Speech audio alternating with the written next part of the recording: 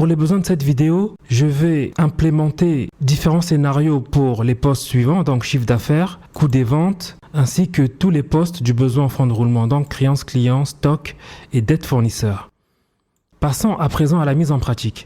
Vous voyez ici en ligne 12 que j'ai déjà configuré la cellule qui va contenir notre sélecteur de scénarios. Mais avant de m'attaquer à cette partie-là, nous allons plutôt commencer à déterminer les hypothèses des déterminants du chiffre d'affaires. Pour implémenter des scénarios concernant le chiffre d'affaires, je vais venir toucher les variables suivantes. La part de marché de Champagne ainsi que le prix moyen unitaire. Pour ce faire, je vais rajouter plusieurs lignes. Donc je me positionne ici en ligne 21.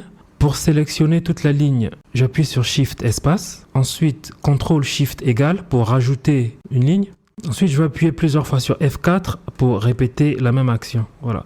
De cette façon, j'ai inséré cet espace-là qui va me permettre de renseigner mes différentes hypothèses de scénario. Ensuite, je me positionne ici en ligne 20 pour renseigner les différents intitulés des scénarios. Donc, base. Ensuite, on a pessimiste, puis très pessimiste. Ne faites pas attention, s'il vous plaît, aux accents parce que j'utilise un clavier QWERTY, mais je corrigerai toutes ces fautes dans le fichier final. Après avoir renseigné les trois libellés des scénarios, je vais utiliser le raccourci Alt L6 pour indenter le texte vers la droite. Alt L6. Voilà. À présent, je peux renseigner les hypothèses de chaque scénario ici. Donc, je vais copier le format qui était là-haut, CTRL C, et que je viens coller ici en bas. Alt L V G F. Copier le format.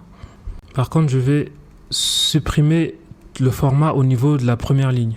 Pour déterminer le scénario de base, on suit la tendance observée dans les données historiques. Regardez ici, en 2022, on voit que la part de marché du champagne était de 4%.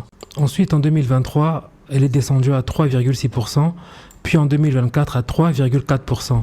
On voit qu'il y a une diminution continue. Et donc, pour mon scénario de base, je vais simplement continuer cette tendance. Je vais continuer la diminution.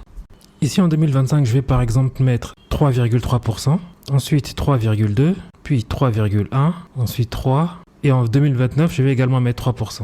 Voilà donc pour le scénario de base.